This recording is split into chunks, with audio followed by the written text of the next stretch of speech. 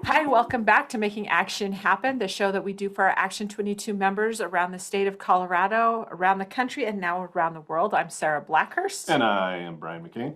So, we are just going to have a conversation between Brian and I today. We don't have any guests, but we've had so much going on in the last little bit. We just wanted to kind of catch everybody up on a few things. So, we're just going to visit today. Earlier this week, we had Memorial Day, and Brian spoke at the Memorial Day celebration in Pueblo. It was a really moving, emotional, maybe the best one I've ever been to. Yeah, so Pueblo has a high veteran population, as everybody knows, that's from this area, and Memorial Day, Veterans Day are huge here. Unfortunately, last year they couldn't host the Memorial Day ceremony. Veterans Day was a little smaller, but this year they brought it back, and this was because of COVID. The majority of the people that show up to Memorial Day, you're talking 70, 80 plus years old, so they just didn't want to put them at risk. And it's outdoors, so this year, everybody was outdoors, and I was asked to speak, and there was three speakers, not counting the wonderful DA Jeff Chostner, who always MCs these and Yes. hosts them, and he still fits in his uniform. It's a little tighter than it used to be, but he could get in it. I can't get in mine. Um, and so they had these three speakers, and it was tough to follow. It It was. was, very emotional. Everybody was choked up.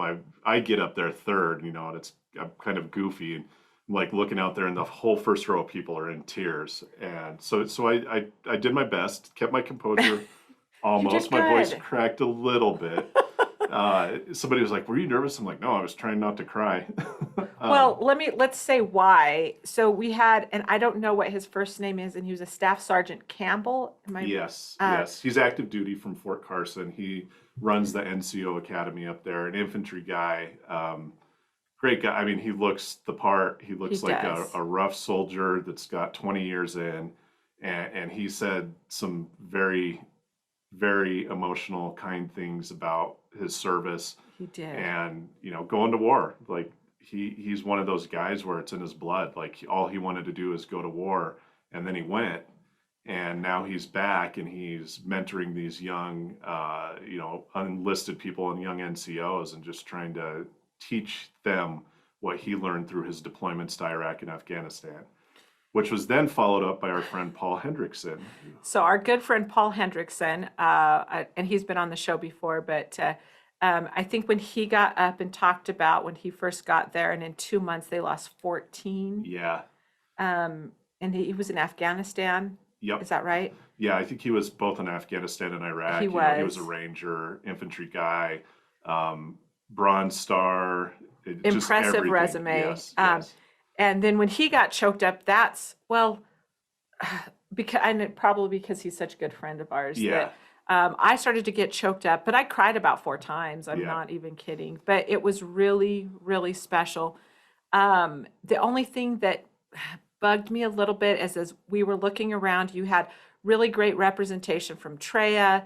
We had great representation, as you said, our good friend Jeff Chostner was there, and emceed the whole thing. And it was right under the Veterans Bridge. Yes. The acoustics were fantastic. I've Yep. rarely heard the national anthem so beautifully Yeah. given as it was there. Uh, Don't forget we had the flyover from DOS. They always do the oh my flyover, and gosh, it's the so flyover was cool. so great. It was really emotional. I don't think I've been emotional about a flyover like Yeah. that one before. But they said who all the pilots were and what they did. And when they do the missing man, the Yep. formation in the missing man, it's very emotional. Uh, the only thing that made it, I mean, it was almost perfect, was that the only elected official or representation we saw down there from an elected official on any level, local, Hmm. state, federal, was Jeff Chostner, who's Yeah. the county DA. Yeah. I was a little bit disappointed that that was it because it was such a good ceremony. Yeah. All of these folks who talk about how we serve our veterans in this community and the Yeah. communities down here in Southern Colorado. Somebody should have been there. Yeah, and back when I was doing that, I made a point to get to all those. Even when I spoke, that's the first time that I could speak on behalf of myself versus speaking on behalf of a congressman or an organization. But we made sure to hit those all the time. I mean, that was priority number one. And well, I guess there's other priorities out there. Well, I sat next to Dr. Timothy Motet from CSUP. He was there, and then Patty Javrick from PCC was there as well, and they all gave up different. They all gave up wreaths, which Yeah. was really, really sweet that they did that. But Dr. Motet was asking, who I was there. I was like, of course, Brian is here. My good friend Paul Hendrickson, Jeff Chostner. He's like, man, you really collect them. And then he leaned in after you spoke. He goes, now I see why you collect them. Yeah. And so that was really, really special. And one thing that I wanted to mention about CSU Pueblo, and I talked to Dr. Mote a little bit afterwards. When I deployed September 11, 2001. At the time, I was going to USC, which is University of Southern Colorado, which shortly turned into Colorado State University Pueblo. Right. And, I was gone for a couple of years. So I was going into my senior year of college, which I have to explain whenever I do a resume. It's like, why did it take you, 7 years to graduate college? And I had a couple of years in the middle where I was You were doing serving your military country. stuff. Yeah. And the plan was I would finish and then become an officer. So, I enlisted, did all my training, took a semester or two off from school, and then I'd go back to school. And that's right when September 11th hit. When I came back to CSU Pueblo after it had switched over 2 years later, my core curriculum was no longer there. So I had 2 semesters left. They changed the education system, and it would have put me back at a sophomore. Oh. And what CSU Pueblo did, which was amazing, they found a way to make it work. And by sending me off to Georgetown for a little while, and I got some graduate study as well, with that, I was able to go to this prestigious university, learn more about what I was going to school for, and then Right. graduate from CSU Pueblo within my time frame instead of having to start back over and go through the new curriculum. So props to CSU Pueblo. Like, they really went out of their way to help me because they didn't have to. I was one guy, and they made it work. And I thank him for that. And then shortly after the Memorial Day ceremony, we kind of partnered with Oh, yes. the state to do a veterans vaccination bus. So it was available for anybody really, but we were targeting veterans and their families. And afterwards, I was walking through the crowd asking all the old veterans, like, hey, are you vaccinated, or do you want to be vaccinated? Yeah. You can come up here. And we did it with Stephen Varela and Bingo Burger. And Luis. Yep, and Luis from the state. He's the vaccine coordinator for this area. And all the veterans are like, oh, we're already vaccinated. And it was funny because we gave out a free coupon for a Bingo Burger. A Bingo Burger was closed that day, but they could use it later.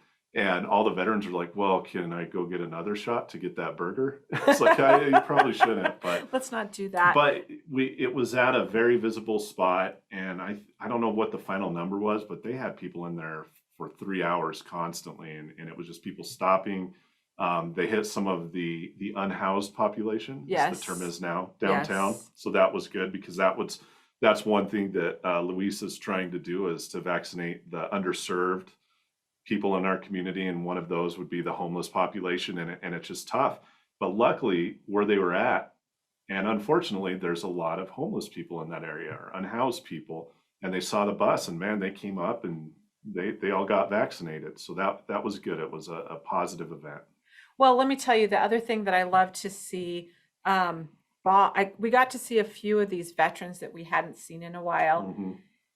And they all were so excited to see you. That was the other thing I loved about it. Yeah. Because you've always been such a great advocate with Tipton's office and all the work that you've done for veterans. But they were all so happy to see you. And then we saw Bob, who runs Treya. Yep, we Bob hadn't McClellan. we hadn't seen him in a little bit. And so I knew him back from the days when I did stuff for hospice and all the veteran stuff. But everybody was so excited. I literally had to come and sort of like move Yeah, you along because they're all so excited to see you. that has been the first time that I've seen a lot of those guys in over a year since COVID hit. Because again, this is a very vulnerable and elderly population. And Right. the meeting that we do every month, it's been on Zoom up until this month is the first we're actually meeting in person. But a lot of those guys and girls, they just kind of locked down and stayed in their house because they didn't want Yeah. to get sick. And for them to get out there and actually shake hands and talk to each other, it was great because I And missed that. they did. It was, and I love those guys so, so much. And it was really cute because I had put your picture on social media, and Butch Chavez was, hi, Brian. Yeah. I don't know if you saw that. He was, so even some of the older ones that weren't there were so excited to see that on social media. And just so you know, Butch Chavez does so much for the community and the veterans Oh, he here. does. He started a project about 2 years ago trying to get a POW memorial here in town, and it would be a federal POW memorial, which I don't believe there are any outside of Washington, D.C. They do have POW memorials, but this would be like an official federal memorial. And unfortunately, his health kind of took a dive right when we started to get it going. It did. And he's recovering. I believe he had a transplant or something. And it sounds like he's on the up and up. Yeah, So, it does. He so sounded, I'm excited for him to get better, and we'll start that again soon. And not working for a congressional office, my hands were tied on a lot of it.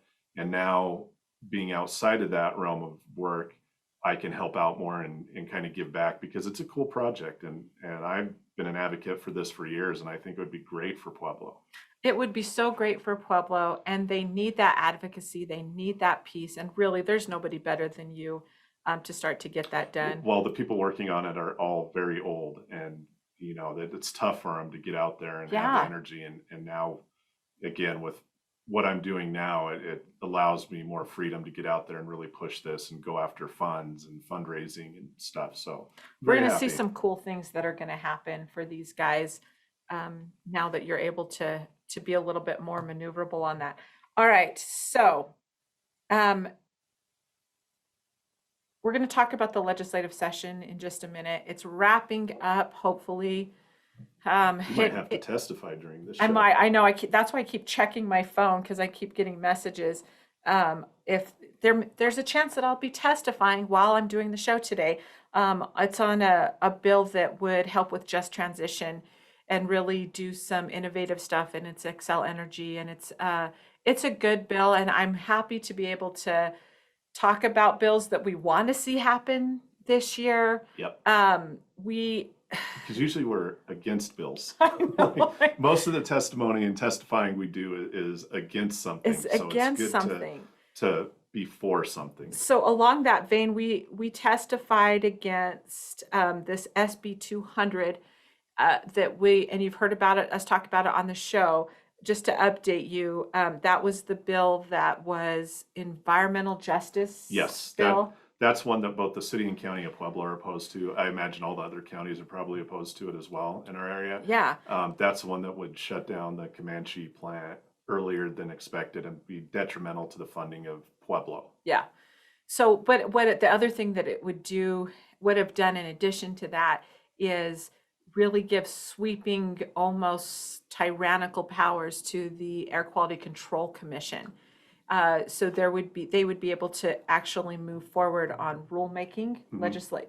They would be governing by rulemaking instead of going through either the voter process or the legislative process, which we both philosophically are deeply opposed to. And the voters did vote for the climate, greenhouse gas, more renewable energy. So Colorado is already fast tracking this to be one of the leaders in the country when it comes to renewables.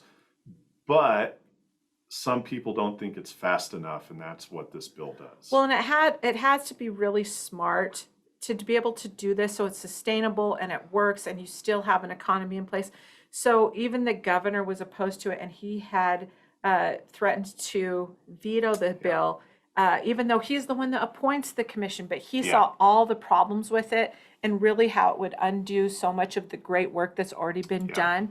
prior to COVID. So we learned this morning that they've pulled that bill, and they're going to put some of those provisions into HB 1266. So we'll see what happens. So there's been a lot of negotiation on that. The plastics bill that we talked about with Kelly Sloan, Yep. that did pass. You're going to have to now pay for plastic bags in grocery stores.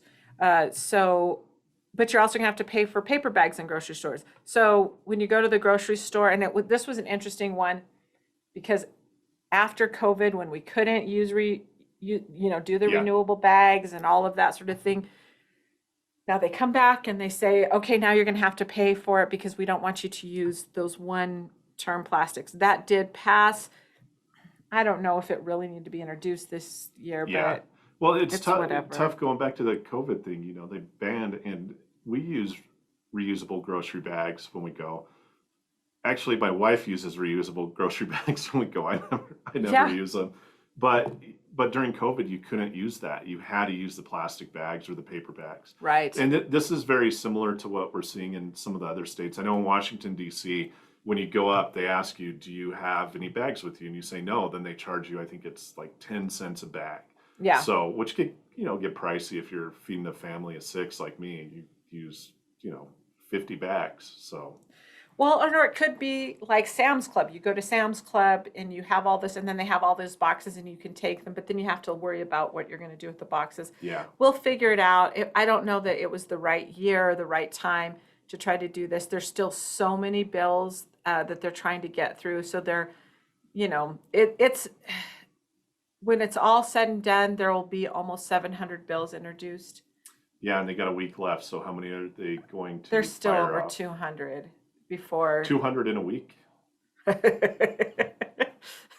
going to have Mike Beasley on next week Okay. to talk about all of that. It's kind of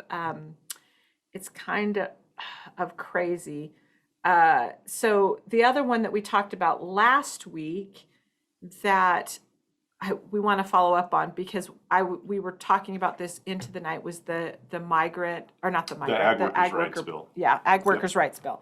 So here was my thing on it, and I thought that Garen Borthman did a beautiful job last week when she talked about it. It was a bill so there was this really horrific, I can't even think about the accident that happened at a dairy up in northern Colorado last year, and the people who the sponsors and the people who crafted this bill said that it was about that. But I thought they introduced or had the bill ready to go before that happened. Yeah, I think that they did. So Yeah. timing was, but that it was the anecdotal Yeah. reference story that they said this is why we need to have these kinds of things squared away. But And for the record, where that accident happened, like that was criminal. Like I'm not going to argue that. What happened should not have oh happened. my gosh, it And was. there has to be consequences to that. They were training somebody new, and it was at a dairy, and they were teaching him how to use the heavy equipment, and this horrible Yeah. accident happened. But there was nothing in this bill that would actually address that issue. It wouldn't have prevented it. No. It wouldn't have prevented it, and nothing in the bill would have kept it from happening again. Yeah. And that was my big problem with this bill. That being said, and I haven't gotten the call, there's a chance I'll have to testify at some point today on that. But I think that they've got it figured out. There was the stakeholder, this was the other thing, and let me go back to the transportation. So we supported the transportation funding bill. And one of the primary reasons, and it passed, and it's Passed on the yesterday. governor's desk. One of the primary reasons that we supported that transportation funding bill was because of the enormous effort for stakeholder input. This is what needs to happen with these bills. Yes. So as we look back on this legislative session, we're going to say, the transportation funding bill, it's kind of a tough pill to swallow, but we were willing to do that and to support it because of that stakeholder process. They really took their time before introducing the bill to get everybody's opinion on it, what needed to happen. They had conversations with folks like us and around the state. They did a really, really good job over and over again. And for an example, they were going to increase the fuel tax. And some people, there's Tabor in Colorado, and that's a different kettle of fish. But for diesel, it was 6 cents. After conversations with folks like us and several around the state, they went from 6 cents to 3 cents. Yeah. So those were the kinds of concessions that were made. And we've been talking about what we have to do to improve the transportation infrastructure around the state, but also it has to be forward thinking. Yeah. So we were really happy with that. Something has to be done. There were several things. It wasn't perfect. No legislation is perfect, but that stakeholder process was so important. What was missing on the agricultural workers' rights was that forward stakeholder process. And that was the frustrating thing. Yeah. So it's gone from the Senate, it's gone forward. There was still, when we talked with Garen last week, there were still 3 or 4 amendments that needed to happen. When I talked to her earlier this week, it was down to 3. And so last night, I think that they finally come to some understanding and they were going to go through that. Good. But that being said, there was a whole lot of things that were already in place. There was a whole lot of rules that already happened, federal rules. And then when they start to talk about some of the other things, again, the reason that some of these things fell through the cracks is because when they were making rule changes with the Department of Labor in Colorado, they forgot about the ag workers. Yeah. And so that's the frustration with all of the ag issues that are stacking on top of each other this legislative session. Yeah. And they're the ones, so we can deal with transportation, we can deal with the energy, some of the tax code stuff we still have a problem with, but the constant, let's do something different with ag is really, really beginning to bother me. Not beginning, it's been bothering me for the last 6 months. So I don't know what to do about it, but hopefully something on that. The next fight's going to be the Pause Act. Yeah, and if the Ag Workers' Rights Bill passes, which it will, we will see what comes of that. I think there's going to be some lawsuits involved with this down the road. Oh, I think that they're almost killing the golden goose because ag is the second largest economic driver in Colorado. And if you impact that in a devastating way, which I believe this bill will do, and from the input we got from the majority of the producers here, this is not good for them. What's going to happen if you're shutting down farms? Where's the money going to come from? How are you going to make up for that? There's no way to do it. So, and right on the heels of that, right now the Pause Act, and that is the ballot measure that is in the courts right now. If it makes it to the ballot, even if it makes it to the ballot, I don't think that's going to pass. I honestly cannot imagine that passing. If it makes it to the ballot, we've gone through it where, these ballot measures are supposed to be about one thing, and this is about 12 things, and that's why it's in court to see if they can even put it on the ballot if it fits the Constitution. But worst case scenario, it goes to the ballot. I really don't think it will pass.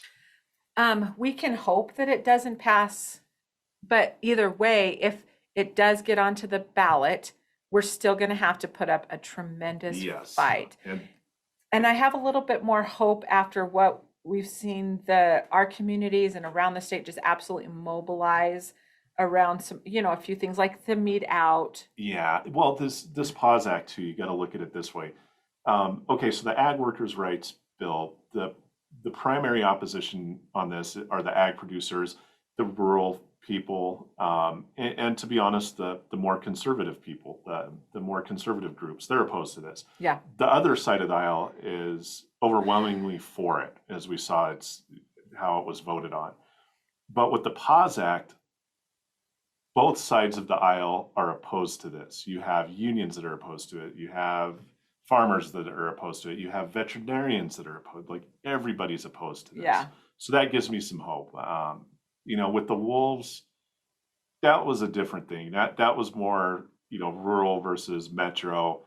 And again, it was still kind of party line, but with the Pause Act, like legitimately everybody is opposed to. I mean, you can have your dog or cat spay or neutered according to the Pause Act. Like, Yes.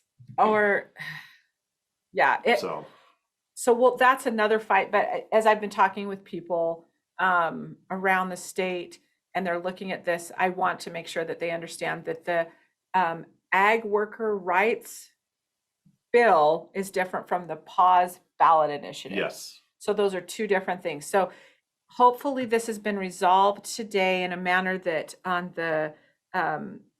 that everybody can live with. If it's and we'll let everybody know on the ag worker rights if it's something that is we can deal with. If not, we'll be talking about what to do next on some of yeah, we'll that. follow that. We'll follow that one up. And then as soon as we get through the legislative session, we're going to start to hear a little bit more about those kinds of things. So when we come back, we're going to talk a little bit about, I want to do some follow-up on the redistricting conversations that Okay. we've been having. We're going to talk a lot about our efforts to, on June 11th, for the convening around the ARPA funds, or the American Rescue Plan funds that are coming out. We know that we're going to have the final guidelines will happen on the 14th. So the initial guidelines have come out. Now we're having the discussions. The final guidelines will come out, and we're all going with that. And then we're going to have some fun. We're going to try to fit in some fun, positive things going out of this legislative session. Talk about some of the other, some of the funny legislation that's come out. So just stick with us, and we'll be back in just a few minutes. Hi, welcome back to Making Action Happen. So for a while now, we've been talking about economic development and that regional approach, and how do we do that, and how do we drive that. So right now with ARPA funds, I think this is the best opportunity, and maybe a once in a lifetime opportunity, to restructure that, reorganize that, and do it in a really productive way. What we've been talking about more than economic development, or maybe before economic development, is this whole concept of building community capacity. We had a great conference with Kevin Wilkins several weeks ago about this, and talking about what really needs to happen, especially with the ARPA funds coming out. So we did an interesting activity when we were down there that I just kind of wanted to see what was going on. But if you had a vision, I'm going to kind of make you do this right now. If you had a vision for what the building capacity for the community, both locally and regionally, would look like, what would you love to see happen? What do you think needs to happen in that direction? Well, it's a good question. So if we're talking Pueblo, like the region, and Pueblo does serve, if you come from Trinidad, the Valley, places like that, like Pueblo is the hub. If they're going to the big city, they come up to Pueblo. I would like to see, if I had a magic wand and could make anything happen, and I know we do have a venue here. We have a Memorial Hall that does have some decent shows with comedians, music. We do have the State Fair, but that Right. only goes on for a couple weeks. But the other centers there, and there's concerts there from time to time. But I would like to see a more medium level theater, something in tune with like the Ogden Theater, the Fillmore in Denver. And right down here, downtown, off the interstate, you have a movie theater. It's just 2 blocks down from us. There's another one that they're actually using as a venue, the Spirit Cabaret, I believe it's called. But there's another one that I think could be repurposed for that entertainment aspect that's off the interstate. And part of that is knowing kind of the music industry and the entertainment industry. A lot of bands or comedians or anybody that you buy a ticket to go see live, they have a mileage clause in their contract. So if they book a show in Denver, again, stand-up comedian, band, whatever, they cannot play another show the night before or the night after within a certain mile set. So Colorado Wow. Springs does have these venues in these entertainment places that they could have this show. But a lot of times you'll see if they'll go from Albuquerque to Denver to Salt Lake City. That's Right. kind of the tour road right there. And the reason why they don't stop in Springs is it's too close to Denver. But Pueblo is in between that, and it's not too close. So back when I had a venue, we would have a lot of bands, like bigger name bands, stop and Yeah. play at a little dive bar that were going up to Denver to play at the Ogden. We even had bands that would play at Red Rocks, stop and play in Pueblo, which is really funny because you pay $5 to see them in Pueblo, and then 105 to Right. see them up in Denver. So if you had something like that that was managed, staffed, and kept up, again, Memorial Hall is sort of like that, but they're very focused on what type of entertainment and acts they get there. But if you had, say, an Ogden Theater here in Pueblo, that would open up the opportunity, and you would get that crowd from Springs, because would you rather go from Springs to downtown Denver, fight traffic, find parking, or you could come down to Pueblo, which is 28 miles down the road, a venue that's Right. right off the interstate, and then come downtown, and you would get that audience from Springs, and you'd get people from Trinidad, from Alamosa. Because right now, if you're in Alamosa, if you want to see a big show, you have to go to Albuquerque or Taos. Yeah. Same thing, Trinidad. I know they have Raton down there, but that's what I'd like to see. And I've championed this for years, and there have been talks with different groups of doing this. It's just nobody's had the time, money, or resources to set it up. And I think that would be a win for Pueblo. And I think that would be a hot spot, and that would bring in money. That would revitalize the downtown area, because a lot of times would. people come for shows. They get down here around 3 or 4, they get something to eat, they go to a bar afterwards. And I think that's what I would do. That's not dissimilar from exactly what I would. So I love that idea. And one of the things that people don't know about Pueblo and this entire area is the incredible Mhm. musical talent that's right here. They just don't even know that it's here. And I didn't. So knowing you in your professional capacity, it was my cousin Chuck that started to tell me about, oh, he follows this person that's in music, or this person Mhm. that's in music, or whatever. Any kind of the performing, and really there is not a whole lot of venues for that, the entertainment venue. So I would love that. So these are the kinds of conversations we want to talk about um, on June 11th. So we're calling it a convening, but it's a stop, collaborate, and listen. And what we're going to do is we want to get, and this is a call to action really for our entire Action 22 footprint, folks in the state. But there's a couple things that need to happen with these ARPA funds.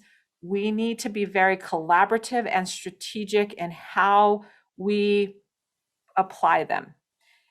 We've got a little bit of time, but this is going to be the first of 3 convenings that we're going to have. June 11th, we're going to really assess where everybody's priorities are. We've already had several, like the mayor of Pueblo is going to be there, Pueblo County Commissioners, Fremont County Commissioners, all of the Action 22 board members are going to be there. We have a whole bunch of people to start to have these conversations about where their priorities are from the region, and really take that regional approach and see what Yeah. we can do to build that, and start to really talk about what it means to build community capacity. Yeah, and it has to be regional, because it's not just about Pueblo or Valley or Bank County or Trinidad. You look at it again, and I know Colorado Springs is in our area, but Pueblo is the hub, and it's a symbiotic relationship with the surrounding counties around Pueblo. Again, Springs, they're fine. They're doing their thing. They're doing good. They're doing But great. for the rest of our membership in our counties, it really is symbiotic. So if it succeeds in the hub, that succeeds further out. And that's why this conversation is so important at this convening, because we need to have everybody on the same page, because you don't want to double spend money on things, overlap. Everybody has to be coordinated on how this works. And the one thing that we learned on 2 shows ago or 3 shows ago was that, with the CARES Act money, it was like, spend this, you have 6 months, you don't know how to spend it, and then it didn't get spent. This is longer. I mean, this is drawn out over I forget what the time frame is, but we're talking like 2024. Right. So the biggest message that I think is important is just stop. You don't have to Yes. spend this now. Think about this strategically. Like, Pueblo did something. Mayor Gradishar, I give him props. There is some money to increase child reading, and Oh, so yes, this was so so cool. he Talk did about this for a he did second. this thing. So when I was a kid, you could sign up for the summer reading list at the library. You read your books, you go and you get a balloon and a candy necklace, something like Right, that, right, and a right. book. You get one of the books you read.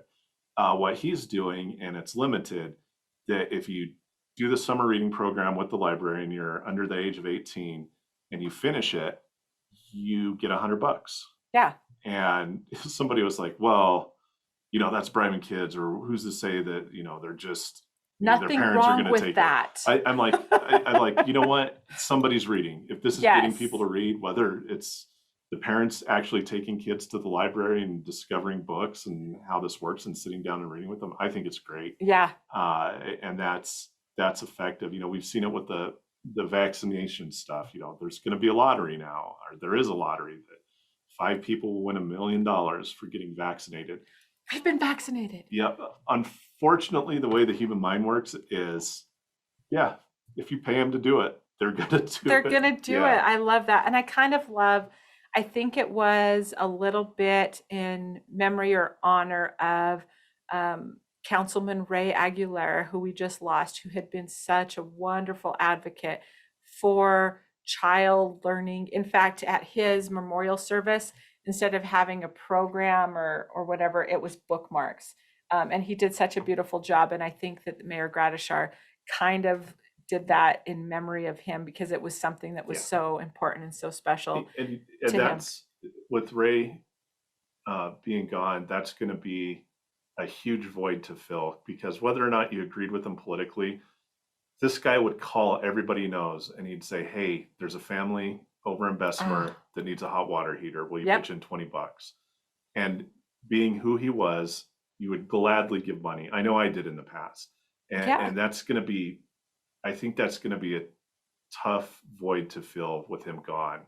I know that somebody's going to step up, and we have a lot of great activists in the community that are about helping people, but I still don't think that anybody can live up to what he did and how he helped people over there. It's going to be a huge lift, and I think all of us are going to miss him on that front in a really big way. And so all of this is sort of a perfect storm, if you will, for being able to reorganize things, take a regional approach, take a look at what we can do. And if we don't get together on a lot of these things and collaborate, I think as rural communities, we're so used to competing.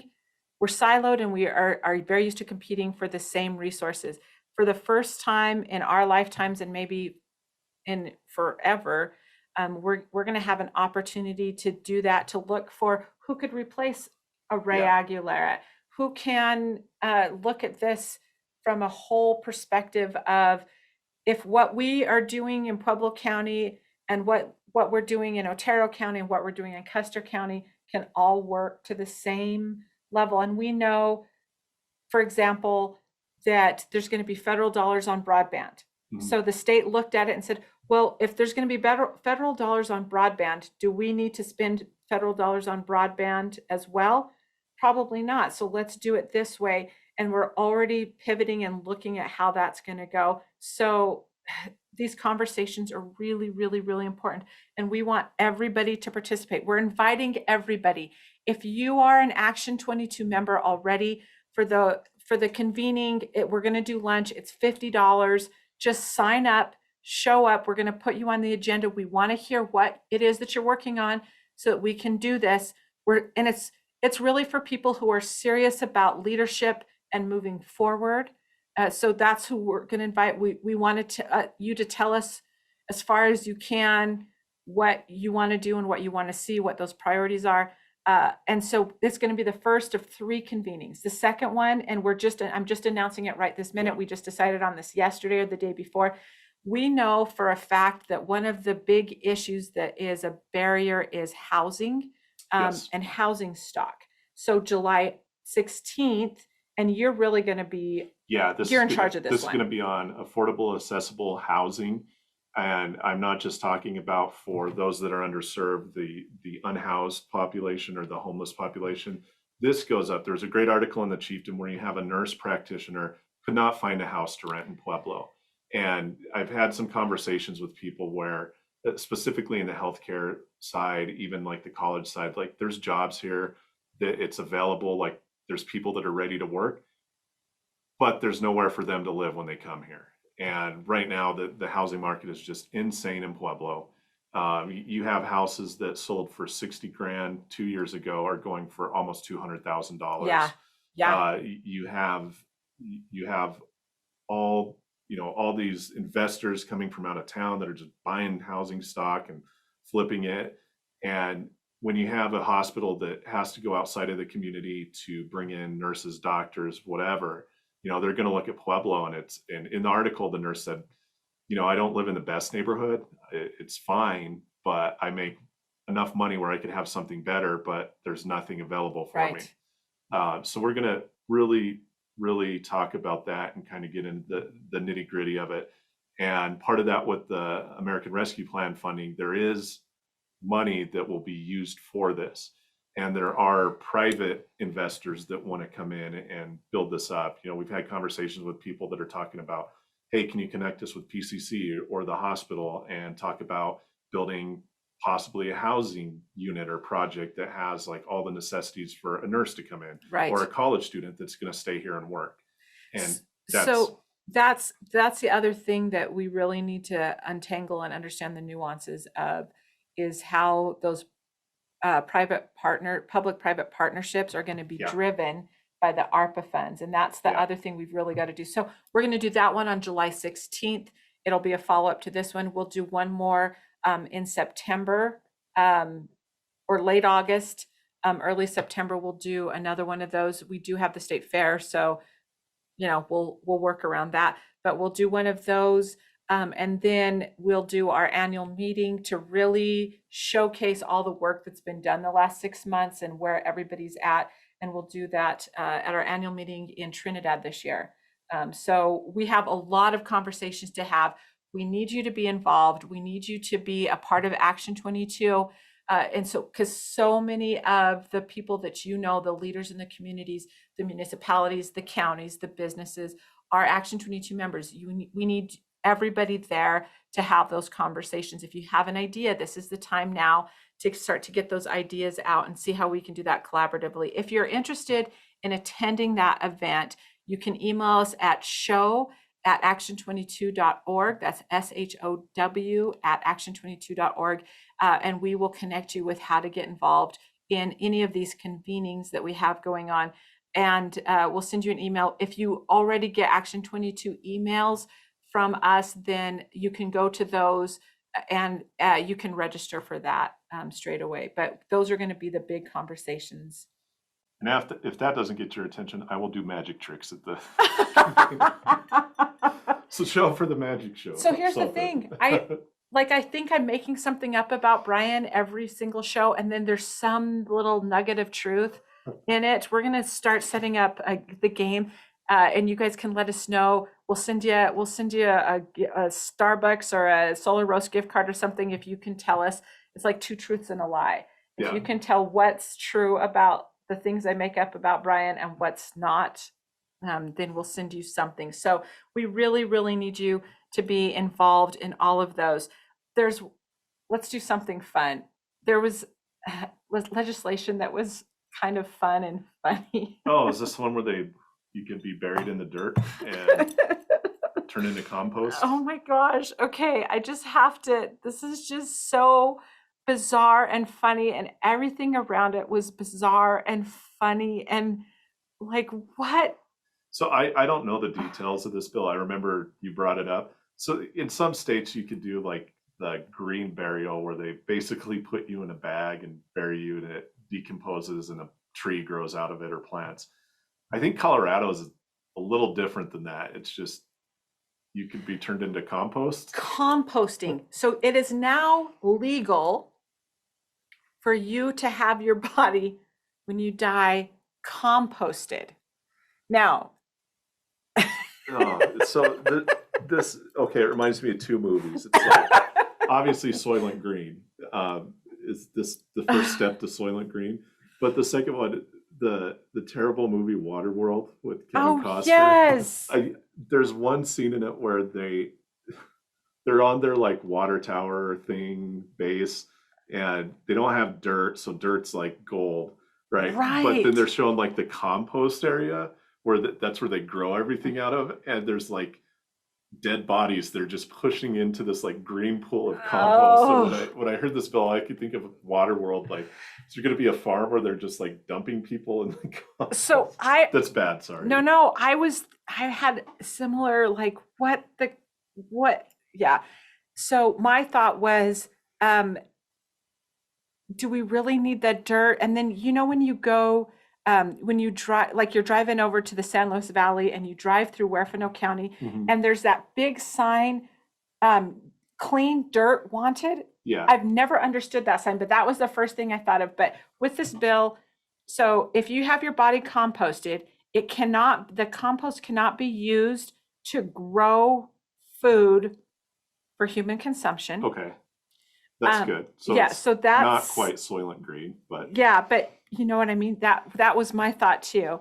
I thought if you can like have your body decomposed, and this is my dark, like if you need to get rid of a body, now all of a sudden that's sort of legal. Like you can put it, like it's composting. But the other thought is you still can't, like it's illegal to spread ashes in certain yeah. places. Yeah. So you can have your body composted. I don't know where you're going to put the dirt because it can't be used for. So are you just going to spread the dirt around, but you can't spread? It is one of the crazier bills that has come out of this session. I just had I just had to talk about it because all of our friends up there who are working so hard, the Mike Beasleys, the Garen Vorthmans, the Kelly Sloans, all of these guys that are up there working so hard on all of the crazy, and they're tired. And then this comes across their desk. And then this is the one that we're going to spend time and effort on. There has to be something that we got to find something funny in it. The other thing is the sponsors of the bill. I mean, at least she owned it and she said, so she made jokes. So there were a lot of jokes that were associated with it. But if there's anything laughable from this session, it's that. So in the last couple minutes, are there any other great stories that you have for us before we? So I don't know if this is still in my will, but I had to write my will like years ago, and then I had to redo it. Part of being in the military, you have to like have your will secured, and it was basically like, yeah, let my parents have everything, and my best friend Nate can have all my comic books. That was it. So then I had to redo it for something. I was getting to that age, and in my will, I paid for a program that when I die, I will be cremated and my ashes will be shot into outer space on a rocket. I don't think it ever happened, and I think it might have been a scam, but I think it was Bigelow Aerospace that did it, because you used to be able to take like a photo of your kid and you'd pay $200 or something like that, and they would put it up on one of his space stations he has like 3 inflatable space stations, and I don't know if they're still in operation, but he later did the expansion to the ISS. Okay. But at one point they had webcams on it, and it was the sun's station or something, and you could fly up stuff and it would put it in, and you click on the webcam and you'd see like a picture of your kids floating around or a trinket. So yeah, so mine was going to be like my ashes will be shot into space and like in orbit. I don't know if that's still a thing, but I'd like to hope it is. I think let's do that, and you can investigate that and talk about it next week. Okay. So my crazy story, we live in Rye, and we have a bear that keeps coming to our house, and it can open car doors. So it opened, I had the 22 car up there, it opened the 22 car. It didn't do any damage, it just got into the car. We took pictures of its little footprints. Just looking for snacks. Just looking for snacks. We were smoking a bunch of of pork last night. They didn't touch the pork, but went and opened my husband's truck door, the Look for passenger snacks. side door, crawled in it, ate several protein bars, and left. So if you live in Rye or anywhere around there, please lock your car doors because the bears can open them. Chad Vorthman, I know you're listening. I was thinking about you last night. Right now, you need to do yourself a favor and go watch Letterkenny season 6, episode 4. It will give you the mental break and the laugh that you need to get through the next week of this session. Join us next week where we have I'm going to ask a lot of overly complicated questions, and Brian's going to let us know how his research on how you can get rid of your body once you have passed away, all the crazy and wonderful things that you can do with that in Colorado that's not like any other state in the union. Join us next week for that. We'll see you then.